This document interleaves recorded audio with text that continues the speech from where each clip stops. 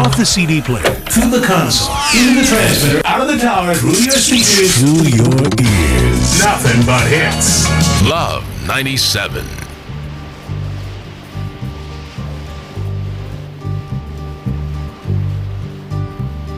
Sitting in the morning sun, I'll be sitting when the evening comes, watching the ships roll in, then I'll watch them roll away again. Ladies and gentlemen, good evening to you. As you know, this is our time for Maritime Matters. Oh, we gotta apologize for that. 1, 2, 3, 4, 5, a whole 9 minutes late. Boy, I getting really shabby. I'll make up for that next week. We'll start 9 minutes early. But ladies and gentlemen, pleasant good evening to you. Welcome again. You are listening to Maritime Matters.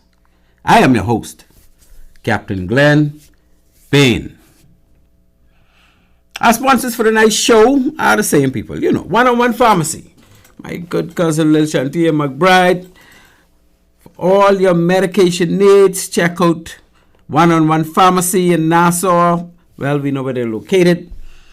They're located on East Street and Charles Sanders Highway, and in Freeport, the name changed to Island Care Pharmacy. And again, they would be right downtown opposite the Regent Center, downtown Freeport, eh?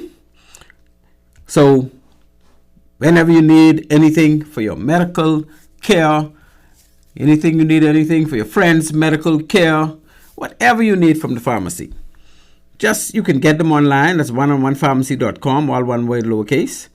Or you can go to the store, or you can call in. One-on-One Pharmacy, the phone number all over it. Once you go to Google and you Google in One-on-One Pharmacy, you get all the phone numbers. Come on, man. Let them know what you want. They'll have it waiting for you. All you gotta do is give them that little something. Let them know Maritime Matters send you, and it's all good. That's One-on-One Pharmacy and Island Care Pharmacy in Freeport. Secondly, we're sponsored by Bahamas Maritime Connection Limited. Anybody know anything but maritime security? They have to know about Bahamas Maritime Connection. That's what we do, people.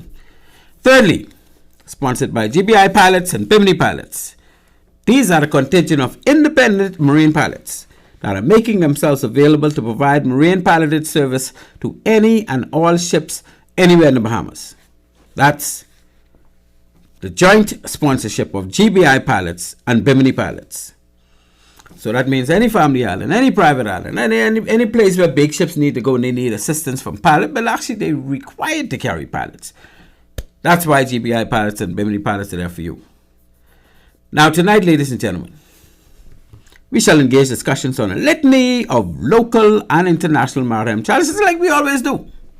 Topics shall include, therefore, which one is next up for demolition? Which one or what? Which shanty town? You know we ain't letting the shanty towns go nowhere.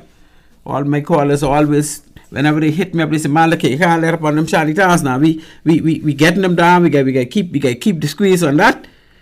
Because, well, you know the deal. There's no schedule as far as I am aware. I'm sure they might have one in the ministry, but the public ain't know but no schedule yet. And if you ain't got no schedule, then you ain't know what's going on, eh? So no schedule, no. But we know that things are happening. And we're looking forward, especially to that big, giant one they got up there in Abaco. Because I think 4 weeks ain't gone. If 4 weeks ain't gone, it could be gone by next week. So we want to hear some good things, Minister Sweeten. We want to hear some good things. We've been hearing good things. We loving you to death. Let's not ease up now. Let Abaco come down. Or even if you bring down another one other than Abaco for right now, that will make us happy. We just want to see one come down. Every other week we want to see something going on. Ain't trying to let these people get comfortable. Let all of them know we want to rid this country of all shanty towns. Whether you got Bahamians living in them shanty towns, whether you got Haitians living in them shanty towns, whether you get Jamaicans living in them shanty towns, whether you get Chinese living in them shanty towns. Well, I never see one of them. But the reality is this, people. We need to get serious with our country. But how many countries you think these people or any entity can go into and just take over land and build and rent. And you know, some of them, these shanty towns. These shanty towns are not towns that the people who live in those structures created, you know. You get business people, albeit Haitian nationals who's here for a long time. They making money off these shanties. So they go and they plot. They look for land that they know. Well, look, if we do something here, ain't nobody can bother us because we know ain't nobody really owned us or the owners ain't really checking or whatever the case may be. And they start with one building. Structure, not building. Ain't no real building because they don't get no approval. There's no building. Then they add on another structure. And then another one and another one. Next thing you know, they got 10. Then they got 20. Then they got, they see the one that was done the other day, they had over 70 structures. That was what? All Saints Way. Over 70 structures, according to my good friend Craig Delancey. And over 100 people. You think that started out like that? They know. Ain't going, ain't nobody checking. The government ain't checking. The authorities ain't checking because the government ain't letting them check. But now that Minister Sweden is checking, and they got a task force, and we got the big Craig Delancey running things, they need to start looking for somewhere else. And I with that group, 1,000%. And I think all Bahamians, and even some of the, do you know that some of the Haitian nationals don't even approve of these shanty towns? Because it ain't necessary. Why am I saying that it's not necessary? It's not necessary because some of these shanty towns, people who live in these shanty towns, they could afford to rent a real apartment. They could afford, some of them, to even build an apartment. They could buy property. You know what they do? Let me tell you what they do. I could speak to what some of them do, right? Because I know expert in this here area, but you know, I got plenty of common sense. What's it, DJ? Good. Hey, my boy Reach. So, what they do is they live in the shanty town for $50 a week because they know most of the money they make, they could send back home. Because if they got to pay $800 and $900 for rent, that's a lot of money what they would have been sending home that they can't send home no more. You don't think a lot of Bahamians would like to do the same thing? Save some of that money when they paying for rent and live in a shanty town for a while until they get enough money to build their own house? Because what these Haitians do is when they send their money home, that money building house and building apartment, when they go by times they go back home, now they done. Which I don't blame them. And I have nothing against. Let me tell you something. I got some very good friends who are Haitians. I got some very good friends who are Jamaicans. I got good friends who are even Chinese. I think they're the bigger numbers of migrants we have in our country, right? But specifically illegal migrants. But they're good people. I don't got nothing against none of them. What I got against is our authorities and the slackness that is allowed to carry on since the days of, well, I can't say the days of Mr. Loftus-Roker because there are two other minister with the responsibility for immigration that I would like I would like to add to that list, right? And they're none other than Shane Gibson, D. Shane Gibson, and I don't care what you all think, but my boy Shane. Shane is like a brother to me, and I can tell you, no nonsense pile up like dirt, and he's responsible for pushing down old shanty town and putting the government low cost home there, right? Ain't nobody else could say that was done by no other minister of immigration. So let's just get that out there.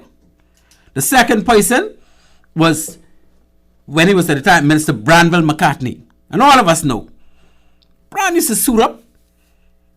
And he flying around the place to the different, he go on in Abaco a couple times, he go on Freeport and deal with some of the shanty towns. He started to get very, what word I could use? I'll borrow a word from the former Prime Minister Hubert Ingram. Pragmatic. He started to get very pragmatic about enforcing our immigration laws. And of course, I don't think some of his colleagues was down with that, based on what I understand, and I know it all. And because they wasn't down with that, there was some tugging and tulling and pulling, and then he decided he getting out of there because this can't be right, right? And that's as I recall it. And I could be dead wrong, but I know I'm way off, right? And those are two people after Minister Loftus-Roker. It was Loftus-Roker, then it was a big lull where people was just letting things happen. And then Shane Gibson, my good friend Shane, my big brother, came around and he did some serious stuff to get the attention and to start to apply the laws. And then, of course, when he did what he had to do, when he started doing it, people started complaining. Oh, he's so inhumane and how he could just go and root up people from where they live and all kind of complaints. And then, of course, a couple of years later, Minister Branwell McCartney started to do the same thing, but there wasn't no complaints. And I don't know if is it because they realized we need to do something with this. And Bran was riding the wave, the change started. But whatever the deal was, those are the three entities, Loftus-Roker, Shane Gibson, and Bran McCartney, prior to the great Minister of Works right now, Minister Clay Sweeting. And I can tell you people, you may take it for granted at this stage of the game, but 5 years down the road, I don't care which government win the next election, but 5 years down the road and onward, we will be talking about this young man named Clay Sweeting for what he did that so many others didn't do. Because the impact, I can tell you, is huge. So, Mr. Sweeting, I beg that you continue along that trend. We don't need to hold back nothing. I know your colleagues and some of them may be like the other situation. Look, you can't just do this, you can't just do that. Because, everybody get caught up, everybody got people calling them. I know how politics work. But man, let's what former President George Bush used to say, let's stay the course on this one, man. Let's stay the course. Okay, ladies and gentlemen, that is where we want a little discussion, right, on which shanty town is next up for demolition. And again, we ain't got no schedule, so we don't know. We only want to see things happening like we've been seeing over the past couple of weeks. Let's see things continue to happen. We got the global carbon dilemma. Now, this is another hot topic that we've been talking about now for months. From like the beginning of last year until. We dealing with global carbon dilemma. What is this global carbon dilemma? We know that the carbon in the air, right? We discussed on numerous shows prior that the earth had a balance, right? And I was explaining this to one of my boys, company man today, right? He said, what this carbon thing is all about? I keep hearing about this carbon. Let me try to break it down in simple terms, right?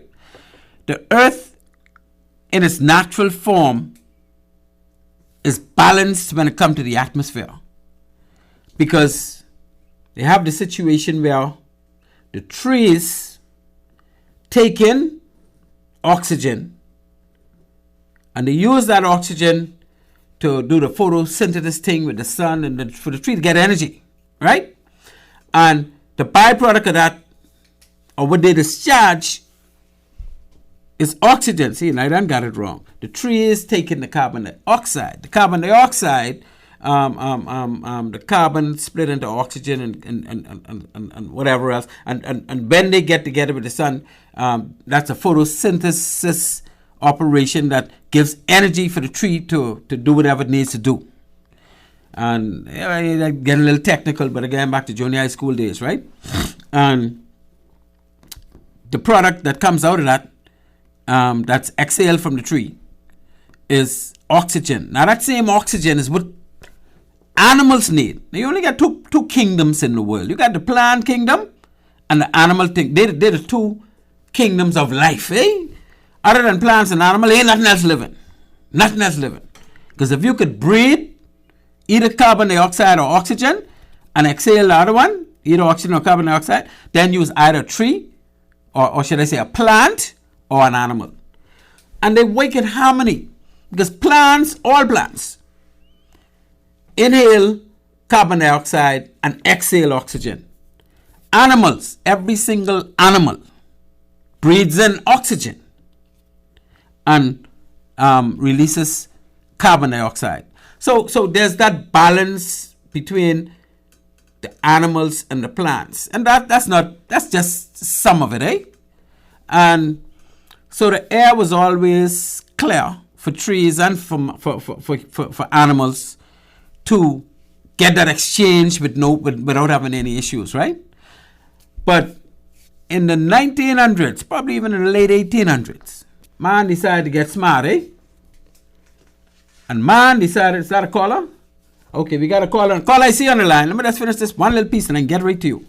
Man decided they can make machines. So you hear about the age of machinery. And when that machine was introduced, there was a great deal of disturbance, eh? And let me get the call and get back to where we are with this carbon thing. Caller, you on Maritime Matters. Good night to you. Hello. Caller, you're on Maritime Matters. Are you still there? Okay. I think that caller don't want to talk to us right now, but feel free to call back. Okay, so we have the machinery age. When man decided, well, not man decided, all this is advancement and improvement, eh? Man was smart enough to make machinery. And I ain't talking about bicycle, I'm talking about combustion engines for cars, vehicles. And you see the olden day put, right? And then they started to advance that, and then they started to get faster cars and nicer cars, and then eventually they started making plane, right? And all of this using fossil fuel, eh? And they started to make, put engines in boats, engines in vehicles, engine in plane, engine in everything that wants to go fast, and everything because they made generator, which could generate electricity, which you can utilize for energy to energize a lot of things. Now, energy mostly to cause things to turn, because when something turns, that creates energy, and that energy to get that combustion engine or that engine to turn so that something could continue to turn, and that thing suck up to whatever's turning to make other things turn. That's how the wheels on the car move. I mean, any mechanic could tell you it starts with the engine, eh? The engine having combustion in the combustion chamber, and for that combustion you need air, fuel, and heat. And that forms fire, and fire pushes back the piston, and the crankshaft, it goes around the crankshaft and shoots back up again, and combustion in it again, bam, and that cycle continue and causes the crank or the shaft to turn, eh? Once that shaft start turning, they have other things engaged in that turns other things, and then it turns the wheel, and then that's how it works, ladies and gentlemen.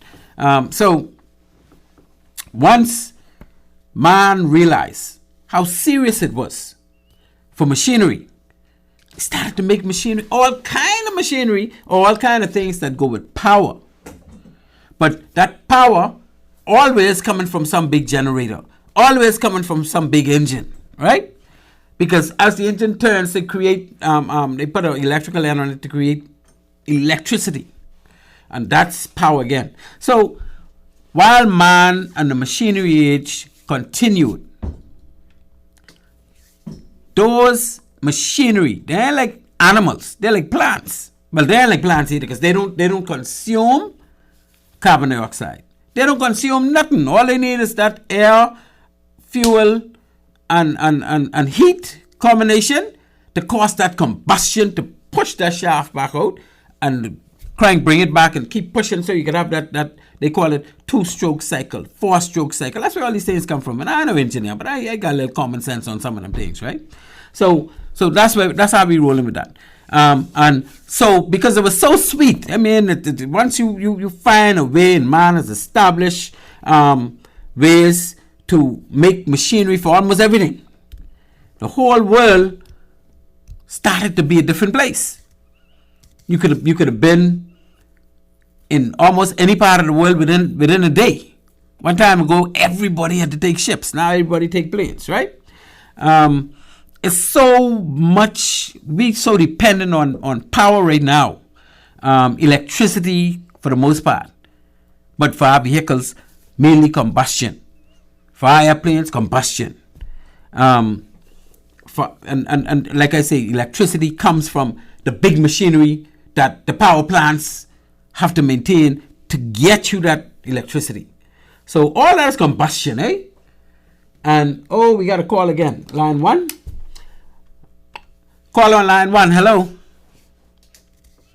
Caller, you've reached Maritime Matters. Are you still there? Ain't nobody want to talk to me today. Caller, you on Maritime Matters. Hello to you. You sure these calls coming through? I don't think they're coming through. Unless I'm doing something wrong. I don't know. Caller, you on line 1. Hello. Hello, good evening.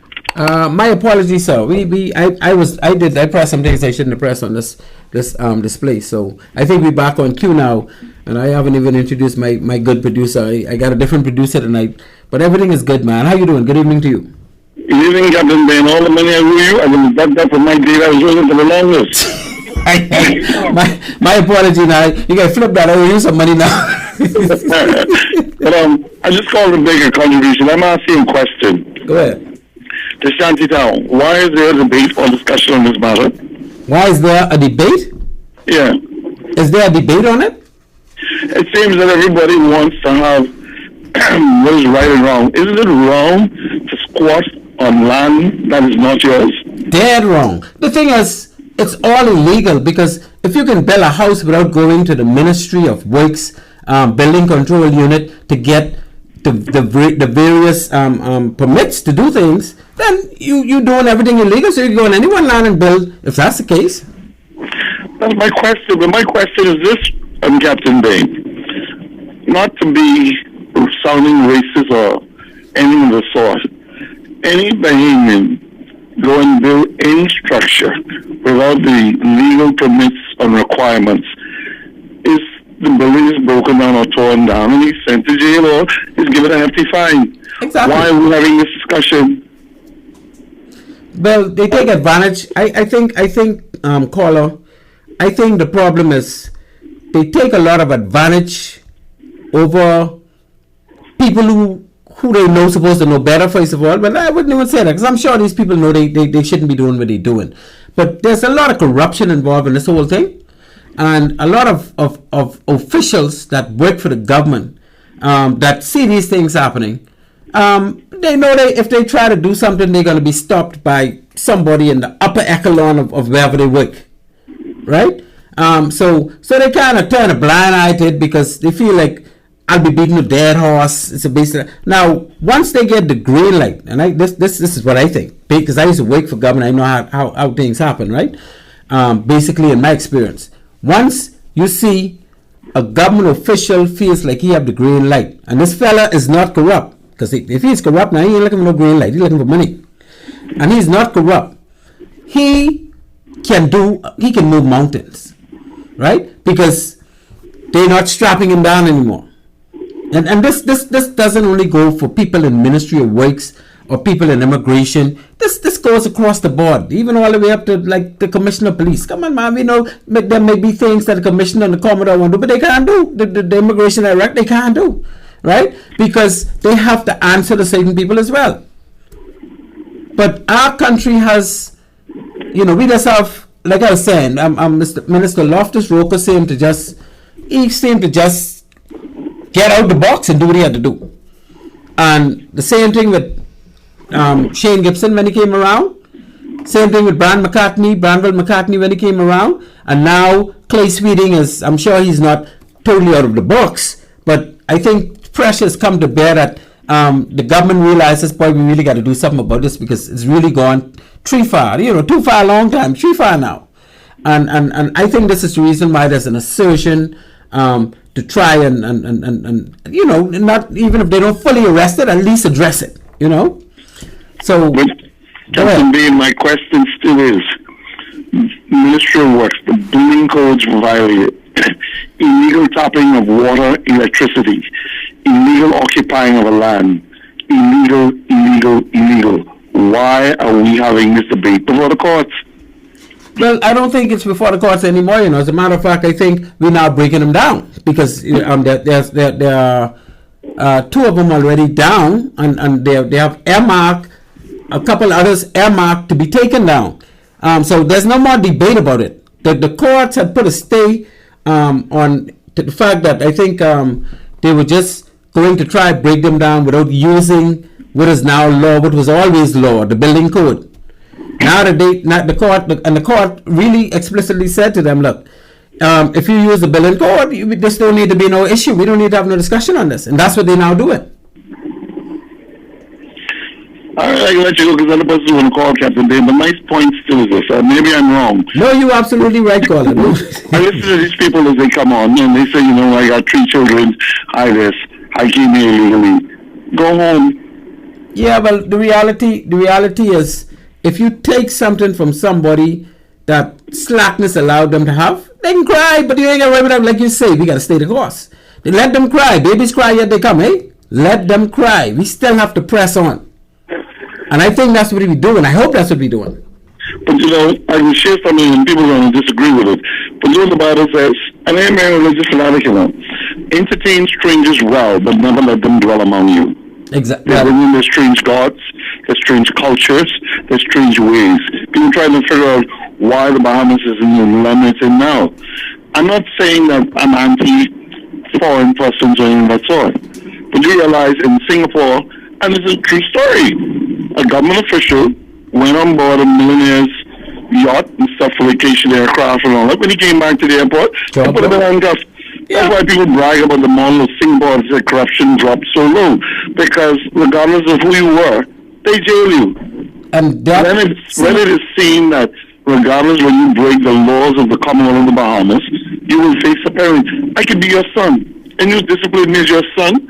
Does that make you a bad father? No, but the point is, if we have laws, enforce them. That's all it is. We have a very serious situation in the country where we have a lack of enforcement. And I can stop on this. People wonder about this immigration problem. So Lyndon had done his job when Alfred Maycock was selling all the passports and the work permits back then. I don't think we'd be in this situation. And I'm not FNM, I'm not DNA, I'm not UBP. I'm just putting a fact in the Bahamian history that was allowed to go. And because of it, when you sow a seed, it germinates to a tree. We now have a full-blown tree. Now we have everything has been manifested due to negligence and corruption. So now we gotta find a way to tear it down. I think we're on the right track, my friend. And I thank you so much for calling because you're right on point. I think we're on the right track. All we gotta do now is stay the course and keep the pressure on a schedule. We don't want no start and stop situation. This needs to continue. Captain Bain, what schedule? They were given a reprieve for almost a year or 2 years. It's going to be torn down. Why are you still there? Yeah, well, they recently started to give 1 month notices, and they've started to act on those notices, but we just don't want the action to stop because they still going out giving notice. So we want to see at least every other week some structures coming down from a shanty town, and that's what I'm begging to see. Didn't Justice Cheryl Grant Thompson give them a reprieve? They had more than over a year to get themselves together and find a relocation. Yeah, but I again, you in our country, just like we in our country, do things our way. Yeah, you need to find some place to live, or you could return home. There's nothing to stop you from returning home if you want to have problems. But again, we gotta expect that when you take away from somebody whether it was wrong, right, left, they're gonna kick back. They could put up some resistance, but they don't care about no resistance. Let's just do what we have to do, eh? As simple as the islands of Hispaniola, that's what it is, Dominican Republic. That's it. Haiti occupies the same land. Why don't they go next door? Well, you know why. I mean, Cuba's closer than us. Jamaica's closer than us. You know why they come and ask us all this slackness here, my brother. Yeah. Anyway, Let me get the next one. I thank you so much for calling, my friend, and feel free to call all the time and call back later in the show if you want to. But we got to keep on this, man. All the money you're going to duck, but data from me for that. Indeed. I just keep you ducking, but don't charge me nothing. When it comes down to zero, we even. Thank you, thank you, my RBDF brother. Thank you so much. Call you on Maritime Matters. Hello. Yes, I would like to see, like you say, a schedule and what should be done. Every week there should be a schedule of how we're going to move from one place to the next. So there'll be no excuse to say, well, give us more time. So everybody know who's next in line. It should be written in English, Creole, and Spanish, and French. And published for the public to see. And in the published papers. for the public to see. It should be broadcast on the news. That's right. And whatever have you. So it cannot be. And what I don't understand, people, they make noise, but every country has rules and regulations for citizens. Because if you don't have rules and regulations, then what you have is like a bull in a China store. And I think if we don't address this problem, it's going to come to us. It's going to be worse than a Category 50 hurricane. Because why? Everybody feel like they can do what they want to do, and when you have everybody doing their own thing, do you know what it is to go into a country and threaten a public official and quote how many numbers you are to the citizens? But people know what to do, where to do, and how to do it. Some countries would not have tolerated that. The minute you said that, you would have been gone on the next flight. That's right. That's how it works. That's how it works. But you know, we the people have to make this happen. I mean, our ministry our minister of works right now, and I'm sure he has his support from his colleagues. What he's doing now hasn't been done for a long time. We the people need to support him. We the people need to make sure he understands that we are watching and we are happy for what we're seeing, and we the people need to keep the foot of those in power to the fire, to make sure that this doesn't stop now, that this just keeps going on the way it's supposed to, so that at the end of the day, within a year or two, the country will have no more shanty towns, and never again will we have shanty towns. And put up rules and regulations that anyone be found creating another shanty town, you're going to be charged financially and you're going to be put in prison. Yeah, but that rule is already in the Buildings Code Act. These things are already law. We just need that enforcement to continue. We don't need to write no laws on this. Between the Immigration Act speaks to people getting work permits if they're not Bahamians, particularly to work in certain areas, but then it don't speak to what happens to the employer who employ these people that are unregulated. So the employer goes scot-free, and if they catch the unregulated person, I guess they could put them in the detention center. If they ain't get no documents, they could put them in court. But the reality is, if you have something for the employer and make whoever employing them have some accountability, faced with jail time, or faced with big heavy fines, and then this problem will go away. And these people will pass our country like it don't exist, because if they can't work when they come here, they don't want to come here, because they ain't gonna send the money home. They ain't like us that much, but they won't be around us, you know. But what I'm saying, when you go into a country and you be illegal and you become bigger than the citizens and the politicians, then that's food for thought. That's when the politicians allow that to happen. You see, that will only happen if it's allowed to happen. We have the laws on the books that we can enforce right now, and most of them will get rid of it. We wouldn't need no detention center, because if we apply our laws in immigration where they cannot work unless they have the appropriate work permit, you got people coming in here as laborers. And they doing all kind of work. They contractors, they security, all kind of things. Right? Because nobody is enforcing that law. Nobody is going to the workplace and making sure that everybody here has the appropriate working authority. All the foreigners have the work permit for that specific task.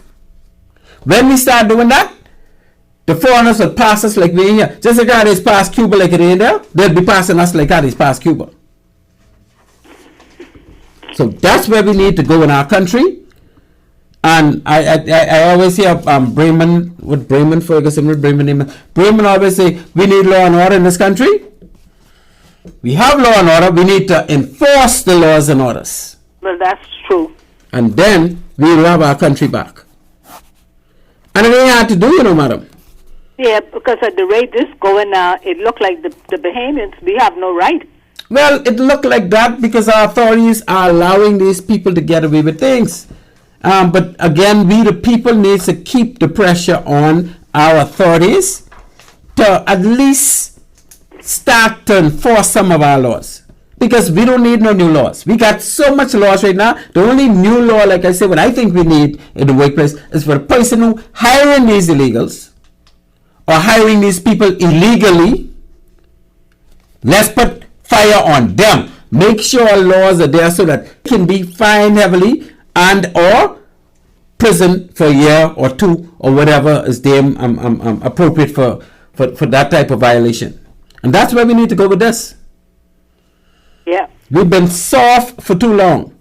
We've been negligent for too long. We've been corrupt for too long. And at some point, we gotta really change this because our offsprings would to come, our great grands and grands, they would, what they could think of us. Where were you when all this foolishness was going on? Mm-hmm. Because they're now going to be competing with those offspring from those other folks who really and truly have no real obligation to this country because they're really not from this country. So I wouldn't even blame them. But madam, I thank you so much for your call. I'm going to continue on. And it was very nice meeting you today. Don't think I can catch this voice. Auntie May, Auntie May. Auntie May, good night, Auntie May. You see, I didn't tell Auntie May good night yet. You're trying to get me in trouble. I thank you so much for calling. And, let's keep it going. And you take care of yourself. You continue to take care of yourself. We'll keep in touch. Bye-bye. Goodbye, my dear. Call you on Maritime Matters. Hello. Captain Glenn Smith. Glenn Bain, my brother. How are you? I'm doing real good. I'm just going to make a little contribution based on what you've been speaking about all along this evening and even on previous shows. Yes, sir. I appreciate that. Go right ahead. See, the kind of foolishness we have going on in this country is when you have the gentleman who is now our prime minister, when you have him campaigning to re-enter parliament, and he's going into these same areas where these illegal people live, begging them to vote for you. See, that's where the problem starts right there. Well, politics is politics. Well, but you see, that's why we have a problem in this country. Because every damn politician, every prime minister, president, all of them been doing the same thing. Exactly. Well, I was about to tell you that happens both. It cuts both ways. Yeah, I know. So that's why these people have been shipping around in this country all these years. So what this man is doing right now, you don't need to give them notice. I don't get them notice. However they live, that's their damn problem. Just bulldoze what you gotta do. However they live, wherever they live, that's their damn problem. But I think I think that's the way we going right now. I just hope Yes, sir. Ladies and gentlemen, I apologize for that colorful language.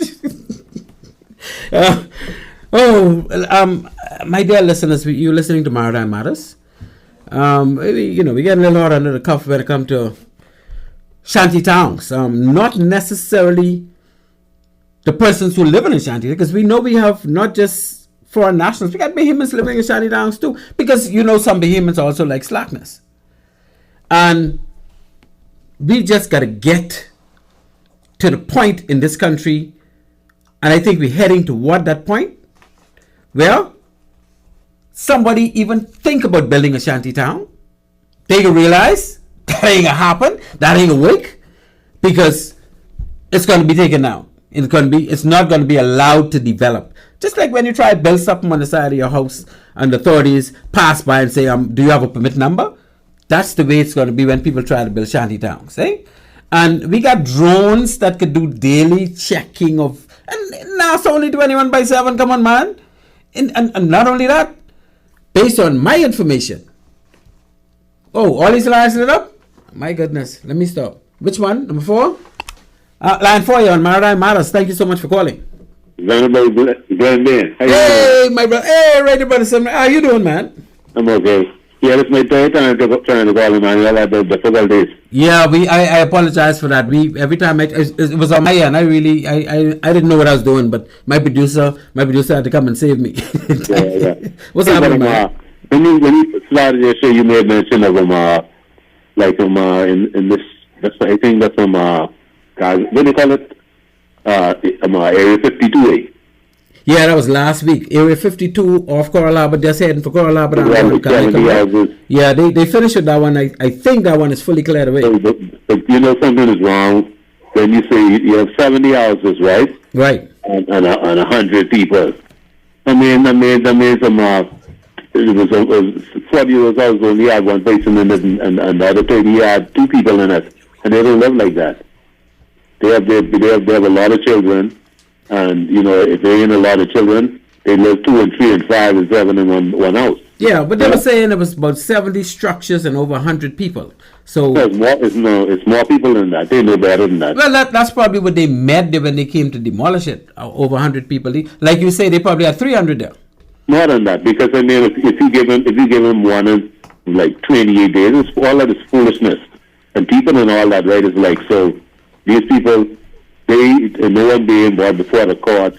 The government ain't collecting no money. The government putting money in to demolition and removal of the debris and everything, right?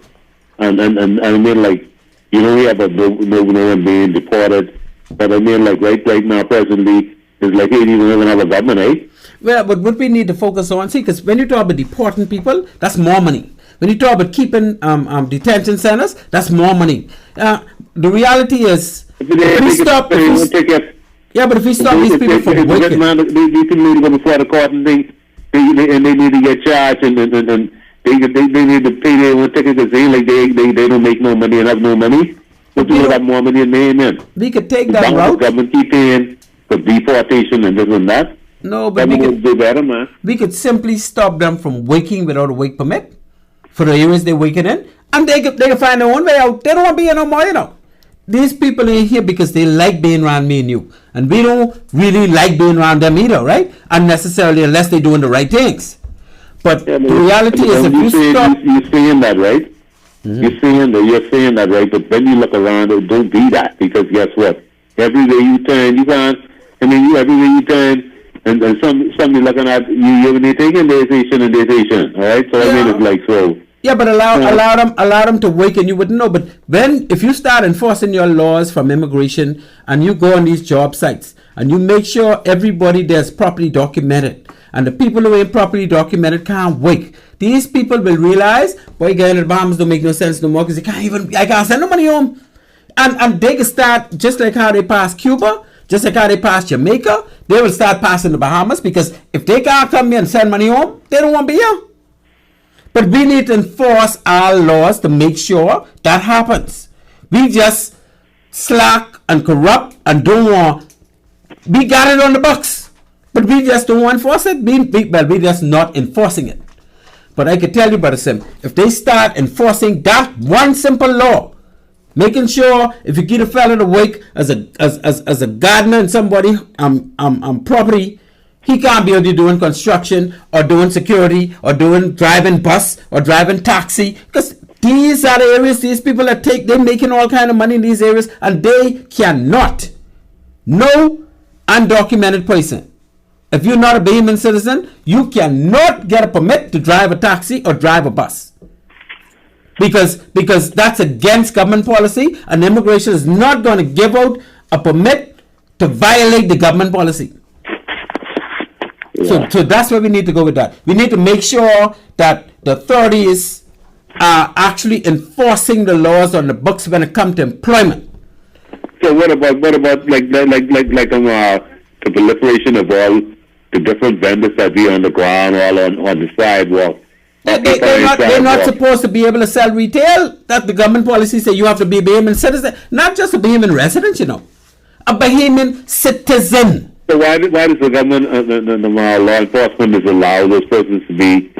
I mean, like literally take their businesses on the sidewalk. Because they set all the fruits and everything and block the sidewalk and because we are a slack country. On main thoroughfares and like the authorities passed by and I guess it's all right, but it ain't all right, man. Because I remember one time like Davis couldn't even.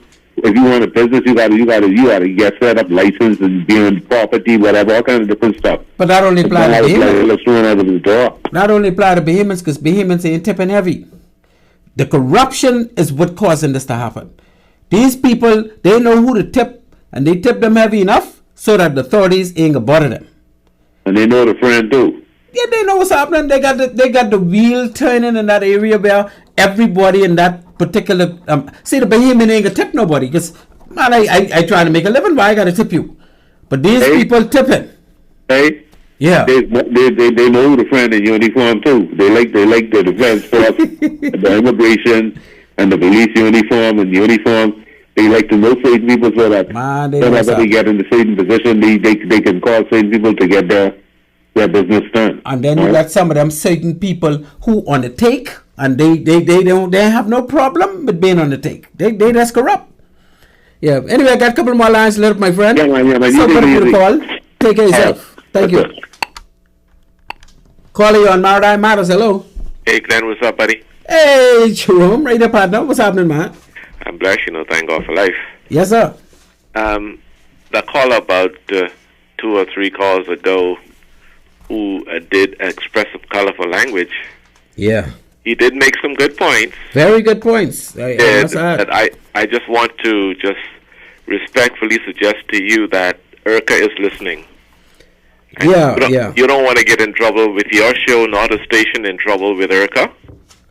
I with you, my brother. I with you. So, and I don't know. Callers to express themselves, but not to use the colorful language, because he made some good points, but he was violating the broadcast regulations when he went colorful there. Yeah, I trust that. If he ever calls back, because I don't know who the person is, and I don't know if the person called a show before. But like you say, well, I could sense the frustration, but again, we need to keep it clean, eh? And see, you can understand us Bahamians when we get like that, because for the most part, many of us Bahamians are law-abiding people. And when we see non-Bahamians or certain classes of Bahamians breaking the law and getting away with it, it's going to cause people to get angry to the point where their emotions are going to spill over. Yeah, and that's basically what that was. I think that's what it was. It was frustration. I understand where he was coming from, and he was making some good points, but he just spent it. He violated IRCA's laws tonight, and I just send this to you as a talk show host so that you and I could have a talk with this after the show, because I can go down and kind of. I'm not going to go any further with that anyway. I say you and I say nothing but the show. So anyway, we'll talk more. You may be able to help me with that. That's what I'm saying. Yeah, I'll be happy to. Okay. I'll be happy to. Thank you, sir. So everything's cool otherwise. My other quick thing, and I noticed we haven't touched a maritime topic tonight so far. Well, this whole thing is maritime, because you got to remember these people take to the sea. No, but they take to the sea to get here, but what they're doing here isn't related to maritime. I'm only making a quick. I beg to defer with that point. Okay, no, you talk to us, man. It's your show. The reason why I defer by that point, right, is because they're not going to take to the sea to come here if they cannot work. If they cannot live in Shanty town. That's a good point. That's the connection to maritime, though. It is a good point, and I'm going to touch on another issue that does not have anything to do with maritime. You around me, but maritime, and you. I'll make it quick too. Go ahead. Having to do with on your promo when you sent it out on WhatsApp about by 2040. Yeah, that's my next topic, Brian. Yeah, everything is going to, in terms of engines and power generation, is going to be alternative energy. That's the world's mandate now. Yep, it is. So that means that all of these gas stations we see around here today, yep, they are going to have to get change and conform to the way forward. Otherwise, they are definitely going to go. Well, the gas stations are going to go out of business. They're going to go extinct. Not only the gas stations, but the business owners, if they want to stay in business, they're going to have to go with that flow. Otherwise, they will go extinct too. Yeah, they would have to convert into something else. Yeah, but you can imagine the Persian Gulf. All of those countries will have to now try to revert to other means of making money other than selling oil. Well, that's what Dubai did. Well, Dubai did it already, but the rest, they saw the hand writing on the wall, so they got away from oil. They used a lot of their oil revenue, and they went into tourism. Absolutely. And absolutely. The other thing I wanted to quickly say too, and I'll hang up on this note. Mm-hmm. The law, our Constitution says that we are. One second, my throat is bothering me. Sorry about that. We are basically supposed to be governed by the rule of law. Yep. And justice is and supposed to always be blind. Yep. But that's what color your skin. Don't care how big or small your bank book may be. Yep. The law is supposed to be obeyed by everybody. That's when you don't involve that thing called corruption, eh? I didn't quite catch that comment, Glenn. Once you throw in that thing called corruption, all that goes. Yeah, I was about to say, yes. The problem we have in the country, the bedrock, bottom line problem we have in the country is corruption. Yes, sir. Because if the public servant was not putting out their hand to do their job, people wouldn't have had the inclination to pay them some money on the side for lunch so that they could get a little something else done. Okay? Yeah, and the public servant is being paid by the public treasury. And that should be sufficient. But corruption, unfortunately, is the thing that we've got to stamp out because it's the bottom line. Once you get rid of corruption, a lot of these other problems flies by. Will disappear or minimize. Yes. Thank you, buddy, for your time. God bless. Thank you for your contribution, my friend. You're welcome. Take care.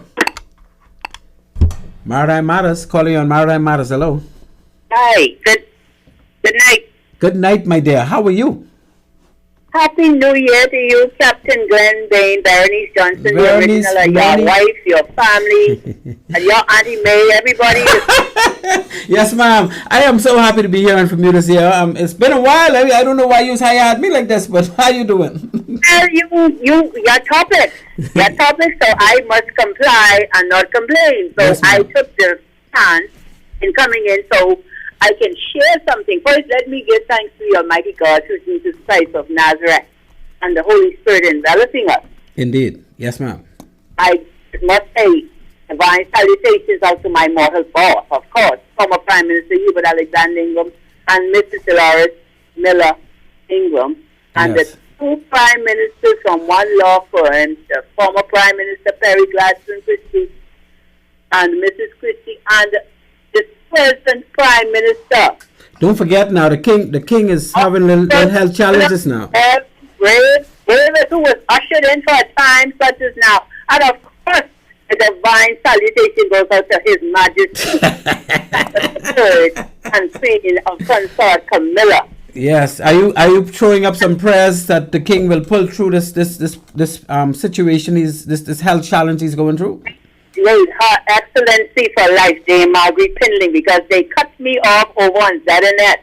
Like they don't want me to acknowledge her. So, Dame Margaret Pindling, anytime you hear me not call your name or I have to use somebody else to send out the request, because they hack into the phone system and it comes through very distorted, you see, on ZNet. It's intentional. However, I never give up and I never give in. Because I call in now with the divine, infinite financial freedom blessing. Yes, ma'am. First and foremost, for the wealth distribution that must come together with all our white Bahamians, especially the Roland Simonic from Stafford Sands. Yes, One Bahamas Financial National Freedom Development Plan. Now, how are we going to address the shanty towns from this One Bahamas national plan? No. I call on this because there has been misinformation, or there is another shanty town that is Area 51. Because Area 51 was an undercover sting operation in partnership with the United States federal government. That's why you would hear me always say you need to partner 100% with the United States of America. So are we gonna bring down Area 51 as well, Veronique, or we gonna stick with Area 52? No, my understanding is that these individuals, and it's not the politicians who are to blame, and I must commend Mr. Sweeting, and I defend all of our politicians. Thank you so much. Because the corruption is with some of the expatriates, and we have a lot of Africans who are brought in here by certain women, okay? Because they want them to vote, to vote and create whatever they call the Black Lives Matter and some other things. And amongst those some sting operations that were sent from New York, because I think they were kicked out of New York, and they came through Orlando on the Disney boat. But they built a shanty town down here? This Black United African Oh, you mean the Nigerian, the African group? It's something going on that they are anti-Jesus Christ, anti-God, anti-Holy Spirit. They believe they own the whole world because Jesus Christ was black. The breath of life is colorless. Veronique, we get a little far off point now. Let's come back to shanty towns. What do those Africans have to do with the shanty towns? But that's what I'm dealing with, because if this is Area 51, the corruption will be with certain women who has tried to undermine all of our nation leaders, okay? And did they build Area 51? I'm trying to get to 51 now. Let's stick with 51. No, but Area 51 is the main thing where monies were collected, international grants were collected from the United States of America in, I think, billions of dollars, international grants. And they built Area 51 with that money? We had freelance, I think, journalists who came over here, and I think it was before COVID, and that's how come you hear these personnel who say they are Haitians, because the Haitians are asked to go back to Haiti. Now let's go back to Area 51 now. I was trying to figure out where does Area 51 is and who's responsible for it. Supposed to be down in the Coral Harbor area, the same thing, and if they intentionally switch that and say 52, then you have to deal with some of those women who are promoting and bringing these Africans out and saying that they are Haitians, and they are disguising them as religious refugees. And if they bring them out as religious refugees, that is where the problem is. Oh, that's what it is, refugees. People. They are very violent people, and they will put them, and when you see the violence start, the crime, you take crime out of hand. But I pray, God, in Jesus Christ of Nazareth, mighty name, that those women be dealt with. That will resolve all the shanty on Abaco and everywhere else. Well, that will solve the problem. So I'm going to have to run to break, Miss Veronique. Thank you. I want to tell you thank you so much, because this is the first time I'm hearing from you for the year.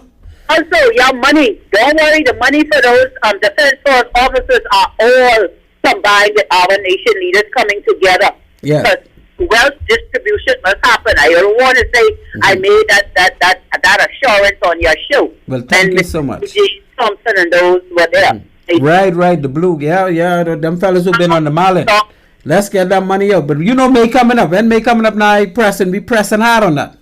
Yeah, but you have people from March in the police force and March in the Ministry of National Security. Education. No, the Ministry of Education haven't been paid, and national insurance money must be returned to the coffers because they were paying swing voters. Now, God bless you, and I thank you for your time. Bye. And I thank you so much as always, Ms. Veronique. Thank you so much. Ladies and gentlemen, we're going to run to the break. Our only break we can take today, because you see our time winding out. I wouldn't even say winding down. I thank all my callers so far, and please feel free to call. The number is 326-8255. You can call us after the break, and we will roll it on. We'll keep rolling on. Thank you very much. At One-on-One Pharmacy, our friendly staff is ready to serve you.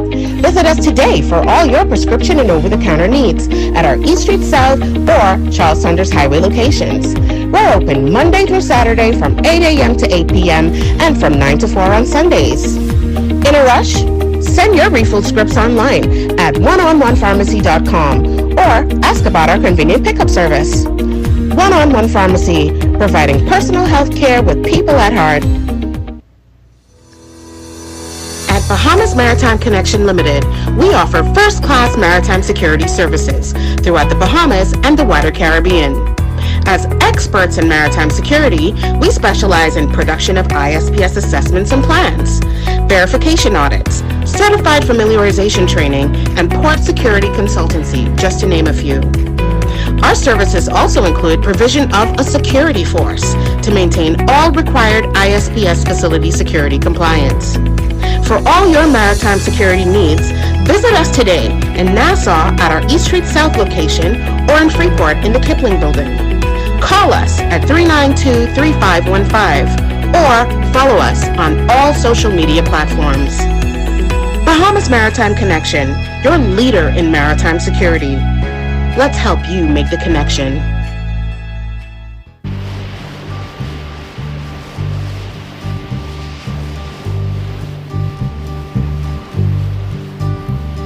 Sitting in the morning sun, I'll be sitting when the evening comes, watching the ships roll in, then I'll watch them roll away again. Yeah. Sitting on the dock of the bay, watching the tide roll away. Just sitting on the dock of the bay, wasting time.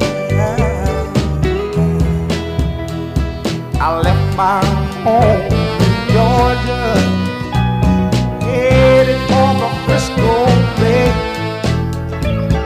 Ladies and gentlemen, welcome back to Maritime Matters. I am your host, Captain Glenn Bain, calling in on a Tuesday night as usual. I have an announcement to make. Next week or next month, we're gonna move our show to an earlier time, and the hours will be like, just after 5. We're gonna kick off after the 5 o'clock news, and we'll be wrapping up just before the 7 o'clock news. And so, ladies and gentlemen, we'll be online a bit earlier. Most of you probably still be in the car, driving home, whatnot, making a little pit stops. So just know that Maritime Matters will be shifting a bit, not on the day, it'll still be on Tuesday, but we'll be a little earlier. So please feel free to stay tuned in. And again, our number to call is 326-8255. Tonight we're discussing Shanty Town demolition, which one is up next, what the schedule will look like, are we ever going to see a schedule, and we're giving kudos to the Minister Clay Sweeting because he's doing something that is really needed in this country, and by extension I think the whole government has to be in support of that. Otherwise he wouldn't be able to just doing what he want to do, eh? So we got to give the government kudos for this one. We talk about global carbon dilemma, the carbon in the air that is making the entire world right now have so much violent storms, violent floods, well, not violent floods, but devastating floods, and forest fires, and there's a lot of things going on because you have the global warming that lends to greater storms, higher floods, more wildfires, and all the rest of that good stuff, eh? So, well, ain't nothing so good about it. But we're going to talk some more about this global carbon dilemma. The Red Sea dilemma. We talked a lot about that last week. We haven't said anything this week. Not yet. But the Red Sea dilemma continues. The Houthis continue to attack. As a matter of fact, they're starting to use missiles and they're sending missiles at ships, and they're putting big hole in ships. I've seen some of the ships with holes. So most of the world is no longer going through. Most of the ships worldwide that used to use the Red Sea and the Suez Canal are now just avoiding that area, and instead they're taking the long track along around Africa. So they gotta go all the way around the south part of Africa. They call it the Cape of Good Hope, and then come back up. Either whether they go in east or west, they can't just take that shortcut through the Mediterranean Sea anymore.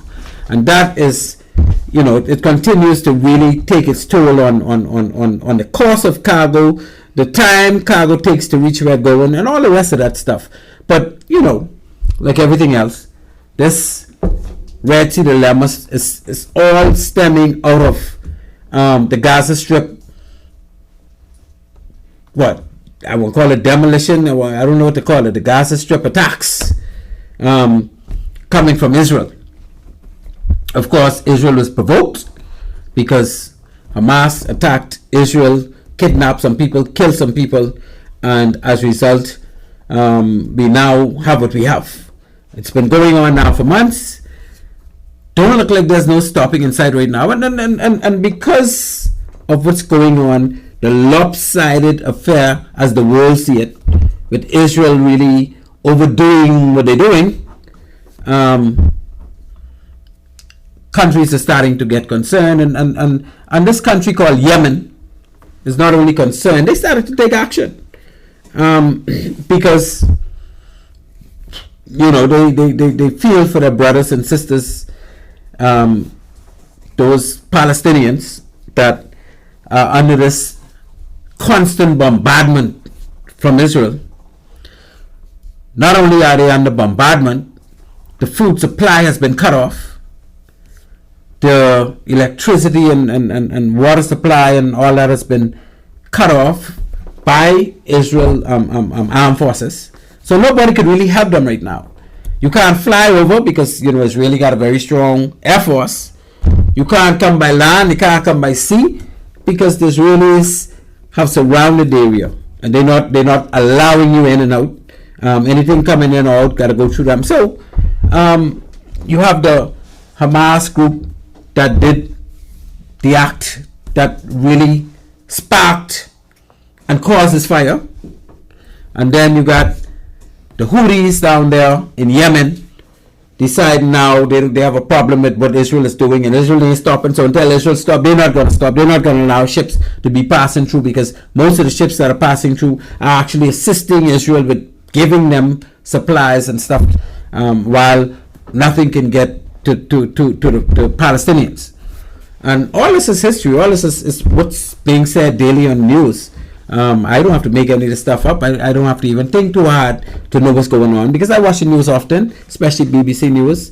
And that's what's going on with the Red Sea dilemma. We don't know when it's going to stop. As far as the Houthis are concerned, they're not going to stop until the bombing stops in the Gaza Strip. And according to the Israelis, they don't know when that will stop. And Americans has just passed another big bundle of money to contribute toward them continuing what they're doing. And of course, a lot of money too to assist Ukraine, to assist them in trying to stave off the Russians. So that war was going on now, going on 2 years. And we don't know how long that's going to go on. We know Russia ain't going to stop, and apparently if Ukraine continue to get all the resources from the US and other countries, they're not going to, I don't think they'll be able to stop, because they want to defend their country. And all these things are happening. This is a worldwide stuff that is affecting maritime. It's affecting maritime because, as you know, the maritime traffic going through to get to Ukraine to collect the grain and all the rest of that has basically stopped. The maritime traffic that now the world depends on the Suez Canal very heavily. Cruise ships depend on the Suez Canal. We have tankers, a lot of tankers, especially the tankers coming out of the Persian Gulf. A good majority of them passes through the Red Sea to get into the Suez Canal, to get into the Mediterranean Sea, to take that shortcut to the Western world, from the Persian Gulf. So this is all affecting worldwide shipping to a big extent, right? The cruise ships do the same thing now. They got to go all the way around Africa. Some of them have actually canceled their itineraries. Container ships, same thing, coming from China. Now, China is the biggest hub in the world when it comes to container ships. But again, they come from China and they go across the Pacific Ocean to the western coast of the U.S. and South America. And then when they go west, in most cases, they pass through the Suez Canal, because they don't want to go all the way around Africa to get up to Europe and those areas. So that's what's going on with that kind of operation. Again, we're down to 11 minutes. Boy, I don't know what we could do in 11 minutes. But let's go back up to our carbon dilemma. We were talking before all the calls started to come in about the fact that the Earth had this balance in the atmosphere where the trees, where the plants and the animals assist each other by the plants taking in oxygen and releasing carbon dioxide, and animals using that carbon dioxide and releasing oxygen to feed back to the plants so that both of them can live in harmony, And then man-made machinery. And the machinery started to put out so much carbon, and what these carbons do is they started to they formed a layer around the Earth, a layer of just carbon, and they take the heat, because what happens is the sun heats up the Earth during the daytime. Wherever the sunshine is, brings heat. And that heats up the Earth, and the Earth gets hot, and because the Earth is a solid, when the sun goes down, that heat starts to come back out of the Earth, right? And the heat rises and it goes into the abyss. It goes into space, as we call it. But now it can't go into space because the carbon absorbs the heat and it holds the heat. And the carbon creates a blockage. When the next set of heat comes, the carbon can't hold no more, but plenty carbon in there, and it's not allowing the heat to get out into space. So that heat stays around the Earth. And when more heat comes, that is trapped. And so the Earth is heating up. And that's why they call it global warming. That's this word, this term, global warming, they didn't just pull it out of the sky and say that's what we want to call it. They call it global warming because the entire globe is warming up every day. And because of that heat, now when the hurricanes come, they say when it reaches the Bahamas, the area where the Bahamas is, because we have nice warm waters, the hurricane intensifies. So imagine now, the oceans are getting even more warm. Not only around the Bahamas, but even in other areas. So when they have hurricane, you see, Dorian came in the lifetime of most Bahamians who know anything about hurricanes. We've never seen one like that. I don't think the world have ever seen a hurricane like Dorian prior to Dorian. And we don't know what's coming next. But if the Earth continues, and it is continuing to warm up, we're going to have more devastation. And eventually the oceans will rise because the North and South Pole will start to melt. All those glaciers will start, and they will cause the ocean to rise. And low-lying flat areas like the Bahamas, our coastline, we lose most of our coastline, and in many cases we'd start having houses that are getting flooded out, right?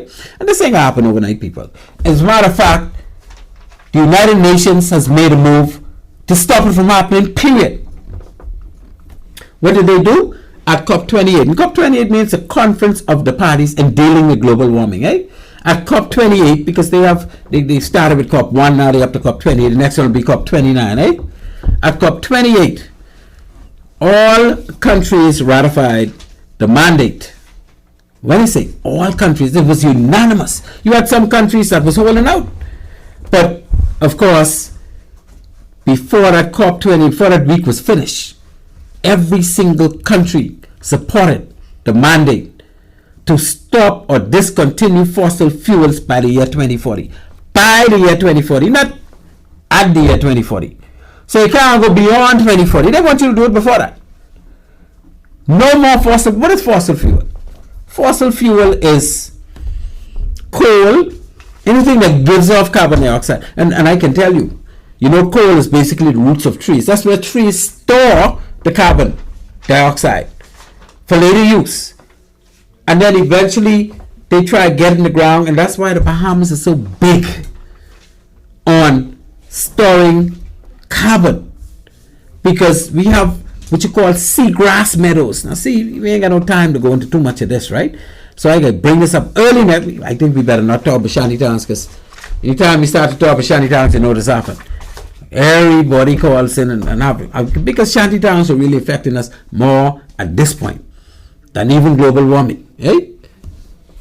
So I'd say because of this fossil fuel discontinuity by the year 2040, a lot of things already start to happen. See, prior to the COP28 meeting, I think it was in November of last year, and I could be wrong, but I know it was near the end of last year. Prior to that meeting, or that conference, there was no mandate to stop the use of fossil fuel. They were discussing alternative energies and all the rest of that, but there was no mandate to say we will stop by 2040. Because you get countries like in the Persian Gulf, Saudi Arabia, the big one, right? Iran, Iraq. Well, Iraq is functional right now like they used to be. Kuwait, Qatar, UAE, all these rich, oil-rich countries. When 2040 come, they can't sell no more oil. Why? Because nobody could be able to use combustible engines. You can't put no more carbon in there. So the world is coming now to using alternative energy sources like windmills, and they're putting huge windmill farms all over the globe. Now we in the Bahamas have it easy because we got a lot of banks. We could put our windmill farms on the banks. Some countries don't have no banks, they only got ocean, so they got to get what you call floating windmills, which is so much harder to control. They got to balance them. They cost a lot more money just to try to get a wind farm, eh? Because those wind farms are taking place of fossil fuel combustion engines. In addition, they got the solar farms. And those solar farms, especially in country that has year-round sunshine like the Bahamas, are extremely impacting. And as we run out of time, okay, 4 minutes left, my goodness. Ladies and gentlemen, tonight, of course, like many nights in the past, we didn't get through our agenda. But we got a lot of things out that are very important. So I have no regrets. We did not get through it. We got a call on the line, producer. Call you on Maritime Matters. Hello. Yes, I will be quick, Captain Bain. Reference to King Charles III. I told you that he must be kept above politics. So he is a divine, celestialized, earthly king. So God has taken care of him. Yes, ma'am. And whatever shall happen, he is blessed and he is covered in the name of Jesus Christ of Nazareth as the defender of the faith. Thank you, God. God bless you all. I go on now. Thank you so much for calling again, Miss Veronique. That's right. Prince Charles is the earthly king, but he's not the only king now. We got kings of other countries, even African countries, even some of those countries in the Persian Gulf. They got kings and princes, and we had a king. I think the king of Kuwait. While I was at Dartmouth, he was the prince at the time, but he became king afterwards because his daddy died. When he went back, he had to take over the country as king. And while he's at Dartmouth, which is Britannia Royal Naval College in Dartmouth, Devon, South England, he had to be treated not like the royal family in England now, because of course they're in England. But when he's home, that's the way he's treated. But everybody watch what a movie named Eddie Murphy was the prince. Everybody watched Coming to America, eh? And I want you to know that Coming to America was actually, that's what happens in real life. You got these kings and princes coming out some of these African countries and some of these oil-rich Persian Gulf countries, and when they travel, they hotels like Waldorf Astoria and they in top of the line hotels. A lot of them got their own jets. They don't even fly regular commercial flights, right?